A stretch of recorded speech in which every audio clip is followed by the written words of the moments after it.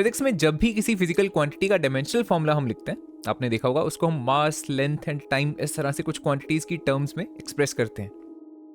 Mass, length and time ही क्यों? Because वो फंडामेंटल क्वांटिटीज हैं, राइट? फंडामेंटल क्वांटिटीज इसके अलावा भी होती हैं कुछ। There are total 7 of fundamental quantities. इस वीडियो में हम ये समझने वाले हैं कि what is the meaning of fundamental quantities and what are derived quantities. So let's start this video.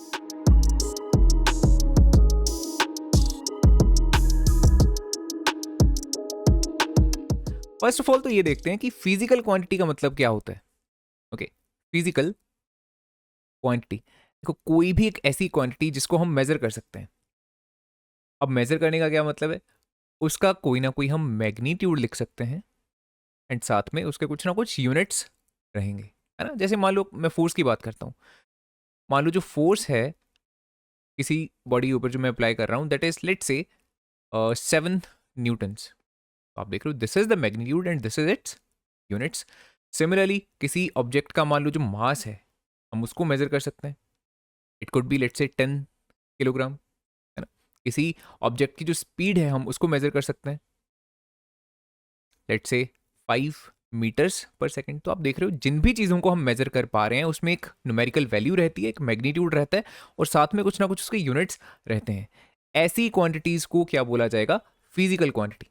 Force, mass, speed और इस तरह से फिजिक्स में बहुत सारी फिजिकल क्वांटिटीज रहती हैं। लेकिन इतनी सारी फिजिकल क्वांटिटीज में से आखिरकार फंडामेंटल फिजिकल क्वांटिटीज कौन सी हैं? तो वो सिर्फ ये 7 हैं: length, mass, electric current, temperature, time, quantity of matter and luminous intensity.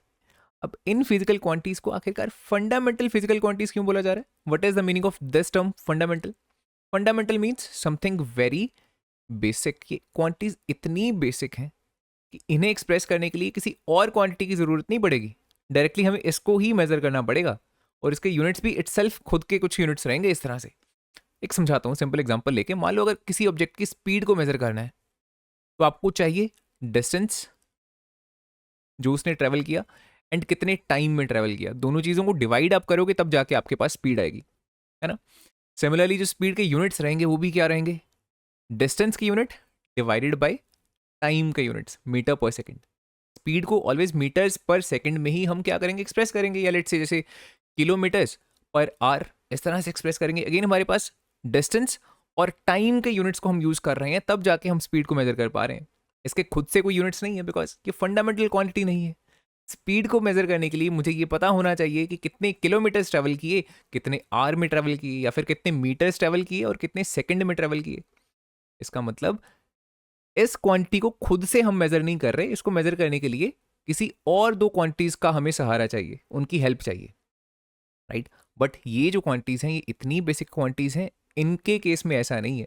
इनको अगर हमें लेट्स से एक्सप्रेस करना है तो किसी और फंडामेंटल क्वांटिटी की जरूरत हमें नहीं पड़ने वाली। For example the length. अगर मुझे लेंथ को मान लो मेजर करना है, एक्सप्रेस करना है, मान लो 10 मीटर्स, तो आप देख ही रहे हो किसी और फंडामेंटल क्वांटिटी की हमें जरूरत नहीं पड़ी। डायरेक्टली हम लेंथ की ही यूनिट्स को यूज कर रहे हैं, 10 मीटर्स। ऐसा नहीं है कि लेंथ को एक्सप्रेस करने के लिए मुझे मास की जरूरत पड़ी। ऐसा नहीं है कि अगर मुझे मास नहीं पता रहेगा तो मैं लेंथ को मेजर नहीं कर पाऊंगा, right? Are you getting the point? So length को मेजर करने के लिए मुझे सिंपली पता होना चाहिए कि कोई ऑब्जेक्ट कितना लेट से लॉन्ग है, यहां से लेके यहां तक है, तो मैं इसको डायरेक्टली मेजर कर पाऊंगा। That's why they are called fundamental quantities, because इनको एक्सप्रेस करने के लिए किसी और क्वांटिटी की जरूरत हमें नहीं पड़ती है। Same goes with the mass. मान लो कोई ऑब्जेक्ट है 5 किलोग्राम्स का, तो ऐसा नहीं है कि मुझे लेंथ जब तक नहीं पता रहेगी मैं उसका मास नहीं कैलकुलेट कर सकता, एक्सप्रेस नहीं कर सकता। ऐसा नहीं है कि जब तक मुझे उसका टेम्परेचर नहीं पता मैं उसका मास नहीं बता सकता, right? Mass is a very fundamental quantities, directly मैं उसको क्वांटिफाई कर सकता हूँ। सिमिलरली जितनी भी ये क्वांटिटीज हैं इन सभी को हम मेजर कर सकते हैं, इनको क्वांटिफाई कर सकते हैं बिना किसी और लेट्स से क्वांटिटी को यूज किए, ठीक है?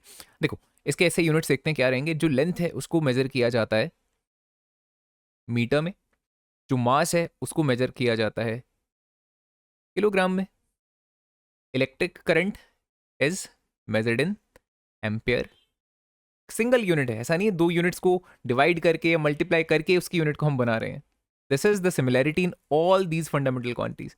Temperature that is measured in kelvin. Celsius नहीं है उसकी ऐसा यूनिट्स, ये आपको याद रखना है। केल्विन इज द ऐसा यूनिट, ओके, जो स्टैंडर्ड यूनिट है। टाइम के SI यूनिट्स रहते हैं seconds. Quantity of matter that is measured in mole. Luminous intensity that is measured in candela. So these are the SI units of these fundamental quantities. And ये आपको I guess समझ लग गया होगा कि क्यों इनको फंडामेंटल फिजिकल क्वांटिटीज बोला जा रहा है.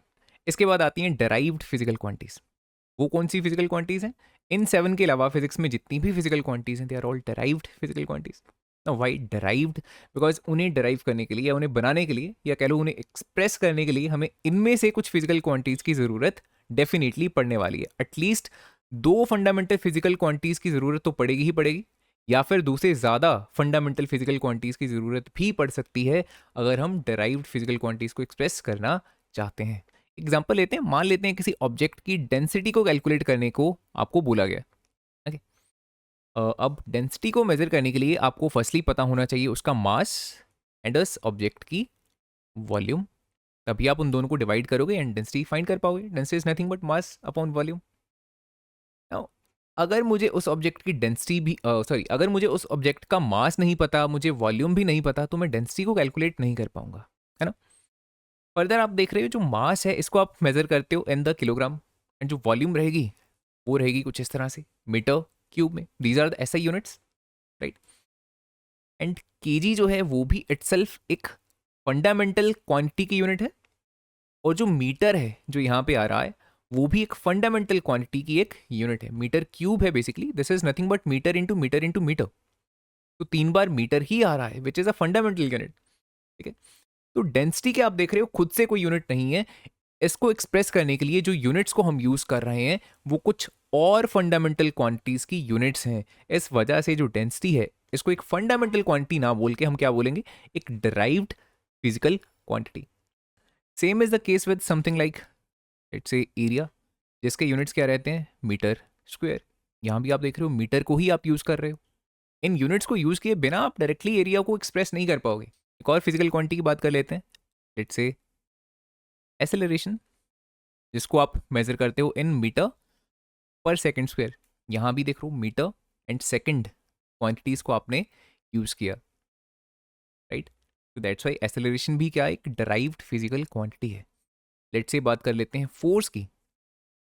Force is also nothing but mass into acceleration using the Newton second law. तो जो इसके यूनिट्स बनेंगे, ऑल्दो इसको डायरेक्टली हम 1 न्यूटन लिखते हैं, न्यूटन्स में मेजर किया जाता है फोर्स को, बट जो 1 न्यूटन है वो भी किसके इक्वल रहेगा, 1 मास की जगह हम लिखेंगे यहाँ पे किलोग्राम्स. एंड एक्सेलरेशन के जो यूनिट्स हैं वो ये हैं, जो metre per second square.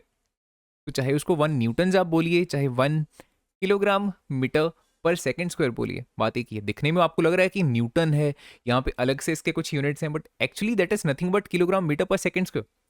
So इसे हम फंडामेंटल यूनिट्स की फॉर्म में एक्सप्रेस कर पा रहे हैं. दैट्स वाई जो फोर्स है that is also a derived physical quantity.